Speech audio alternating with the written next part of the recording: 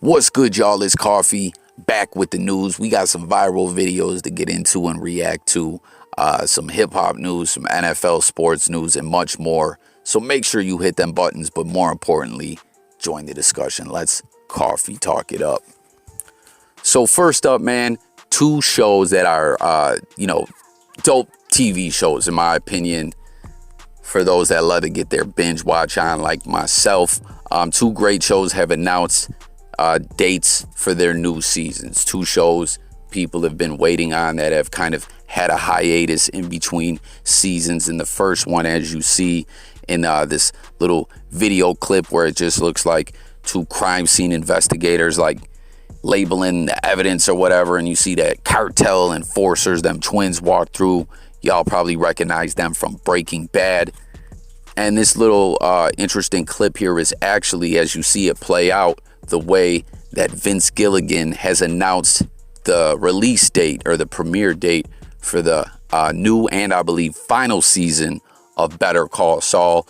That show, like, it's been over a year since the last season, and I believe this is going to be the last season. So I'm really interested for this. Hit the comments. Let me know if you guys have been waiting on this one as well. Better Call Saul is part of the Breaking Bad universe, a spinoff, and I felt like it's just been a really entertaining show, told a good story. And in the way this little video that they used to announce it, how it's kind of like hidden in the, like, those two letters really represent numbers that represent April 18th for the release date or premiere date of this last season. That's kind of the way Vince Gilligan has rocked, and part of what made this show so great, that you got to pay attention to detail. There's a lot of hidden stuff in there and everything. I don't know, that's just part of what I love about the show. Everything kind of means something. They don't just have some old filler BS and fuckery in there, And then also season 3, finally a date announced for Atlanta. I really like this show. Donald Glover, Childish Gambino. We know this dude wears a lot of hats. He makes music. He's an actor. He does comedy. He's really dope to me as well.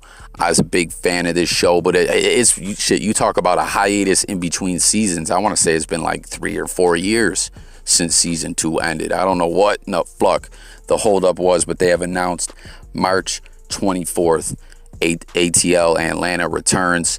Wonder what Paperboy and the gang have all been up to. But the wait is almost over. I can't wait. All right, y'all. So next up, I'm leaving a link in the comments. This link is a link to a clip of a vladtv interview with TK Kirkland, and I want y'all to go. I was gonna use a little clip in the video, but I don't know. Like, I don't really want to have them kind of disputes with vladtv, if you feel me. But basically, they were talking about the NFL and how the NFL doesn't really care about any of the players' well-being, which in a sense, like, all big businesses kind of rock that way. You know what I mean? I'm not defending the NFL. I'm just saying that's just what it is. In big business, if you make those decisions with emotion and care of people and stuff like that, you're not going to hit your full potential, your full profits or whatever. And other competing businesses are going to be operating on that cold-blooded mentality, so you're going to lose every time you go up against them. It is what it is. Like I said, this is no defense of the NFL. I'm a big fan of the NFL. You guys see I make a lot of videos about it. I talk about it a lot all the time. But this is the business side of things. You know what I'm saying? A lot of us fans, we just want to tune in and enjoy the game. But they got to talking about Antonio Brown as well.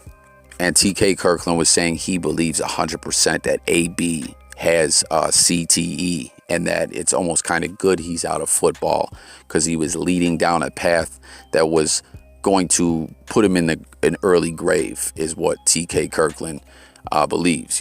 Comment, like, go check that clip out, come back, let me know what you guys think about it. But there was one part that I was a bit confused by, where they were saying with the CTE scans and everything that something about the results of white players and black players CTE scans. Like, once again, I'm confused by this, so I want y'all to watch it and come back and comment.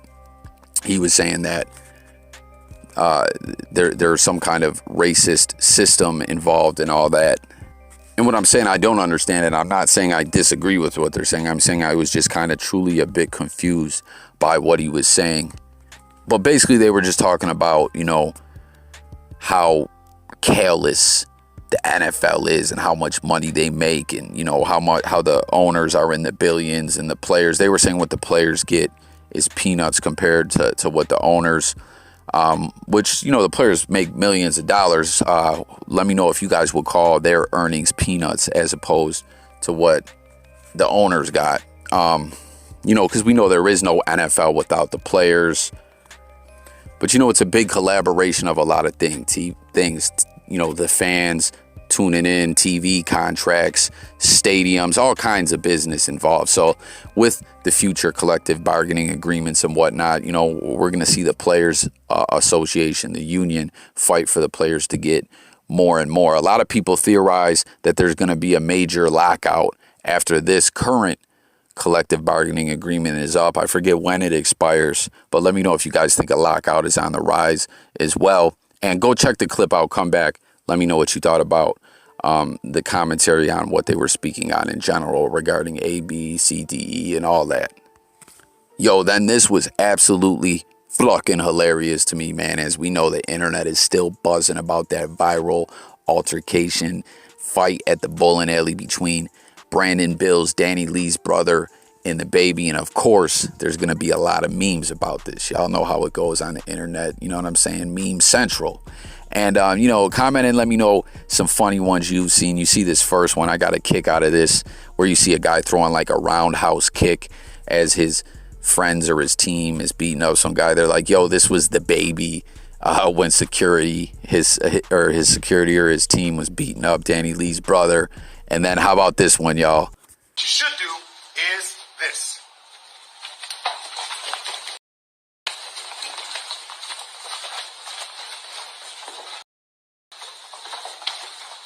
And as you can see, when you move in a circle around the crowd, you're able to attack each attacker individually. This had me dying, man. I mean, all these guys' videos are quite frankly pretty funny. But when they say, yo, this is what Danieleigh's brother should have did. I don't know. This one just really had me dying, man. I really wonder if this guy, Brandon Bill's, like, you know, y'all know how it goes. It's all about the momentum. All attention, all publicity is good publicity. You know, can he turn this around? You know what I mean? Like, yeah, people are tuning in more to who you are because you got jumped and got your ass whooped, but you were standing up for your sister, which is very commendable, and this guy deserves a lot of respect. But, you know, is he going to push some content now? I don't know. Some people don't want that. You know what I mean? Who knows? This guy could be living a great life. Maybe he don't want, you know, to be tapped in, you know, I guess a member of this internet entertainment community. Who knows? We'll see what comes of it. Then this is pretty shocking news to me. Whack 100 announcing that 6IX9INE's got a track on the way with Nbayoungboy. I'm surprised to see Youngboy collab with 6IX9INE. Let me know if you are. You know, listen, we know it's a business. Just because cats collaborate together don't mean that they're fucking with each other. But Nbayoungboy just, I don't know what he stands for, how he rocks. I'm very shocked to see him working with 6IX9INE, you know, and in my opinion, 6IX9INE ain't hot like he used to be, you know, like when he was crazy buzzing, there would be a lot of people that would maybe be like, yo, I don't really fuck with this guy, but working with him is going to be good for my bottom line, my streaming numbers and all that. But I feel like that time isn't, like, he ain't hot like that no more. Don't get me wrong. He puts stuff out. People are going to tune in, but it's just not the same. And I don't know. Let me know if you're surprised to see him, Nbayoungboy and him working together. Whack 100 still swearing up and down. He's got all this big business lined up for 6IX9INE.